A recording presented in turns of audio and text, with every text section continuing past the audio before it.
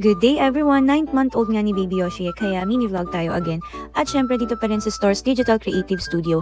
Ito nga pala ang isang group of multimedia photographer and certified newborn photographer din sila. Matatagpuan nyo nga tong studio na to sa Bayaba Street, Panam, C5 Road, Barangay Pinagsama, Taguig. They also specialize in newborn photography, fine art maternity, and also kids, family, and pre-debut shoots. Sa 9 months nga ni Baby Yoshi, medyo komplikado na ang photoshoot.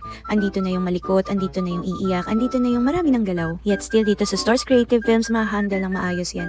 Dahil meron silang mga katulad ni ate at ni kuya na mag-handle sa mga babies nyo at lalo na syempre tayong bilang parent. Ito nga pala yung team niya para sa kanyang 9th birth month photoshoot. Actually nawala talaga sa isip ko yung photoshoot niya at biglaan lang talaga to. At naisip ko agad yung pinaka-favorite ni Yoshi. Super love kasi ni Baby Yoshi yung mga manibela.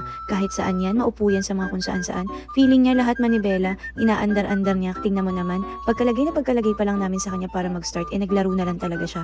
Alam niya rin kung paano bumusina, pati nga yan, pagtingin-tingin niya ng ganyan, pati yung side mirror na yan, alam na alam ni Yoshi yan. At dito na talaga mag-i-start ang kalbaryo namin.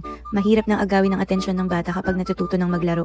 So tinatawag na namin siya para makuha na namin siya nang nakatingin siya sa amin at nakaayos. First 5 months nga ni Baby Yoshi, hindi kami nahirapan sa mga shoots niya kasi naman lagi lang niya nakabungisngis at nakahiga. Pero ngayon medyo nahirapan na kami dahil napakaseryoso niya lalo na pagdating pala sa mga gusto niya. At tingnan mo naman, tuwan-tuwa yung bata na yan. Sobrang kahit ako na-amaze ako sa kanya dahil sabi ko mukhang may plano na akong next na ireregalo ko sa kanya. At eto na nga, ang hirap pa rin niyang pangitiin dahil nga masyado siyang seryoso sa manibela niya. Ang cute-cute lang ni Yoshi kasi this time, kaya niya nang umupo on his 9th month, kaya niya nang stand still yung likod niya at yung kanyang mga paa, natatayo-tayo niya na rin yung sarili niya. Ang bilis nga ng progress niya, ang dami nang din changes sa kanya.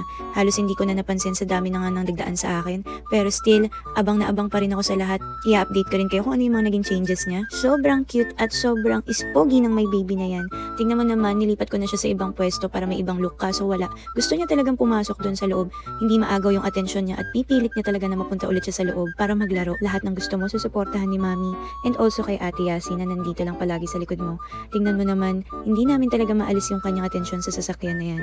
And also nag-family picture din kami. Ayan na nga, after photoshoot, naglaro pa rin siya ng naglaro. Non-stop siya. Ayaw niya nang umalis dyan. At tingnan mo, halos talaga namang napukaw yung atensyon niya at tingnan mo maglaro yan. May paggewang-gewang pa yan at talagang tinataas pa ang paa. Sobrang cute mo, my Baby Yoshi. Sana lagi kang ganyan at huwag kang maging iyakin lately kasi nagiging iyakin yan. Anyway, ang haba na ng mga kinuwento ko sa inyo. Feel free lang kung gusto niyo magpa-photoshoot dito sa Stores Creative Films. Kindly check their page. Ayan, ilalagay ko sa comment section or i-mention ko na lang sila. Don't miss the milestones of your baby kasi precious yan. Tingnan mo naman at sinusubo niya na lahat ng bagay. Yan na ang Baby Yoshi ngayon. Malikot at sobrang cute na. Ayaw niya na rin ng sinisita siya. Magagalit yan. And after the photoshoot, may pa-surprise gift pa nga sila for Christmas sa aking mga baby. Sobrang bait ng staff at owner nila. Just got home at tingnan mo naman ang baby boss na yan.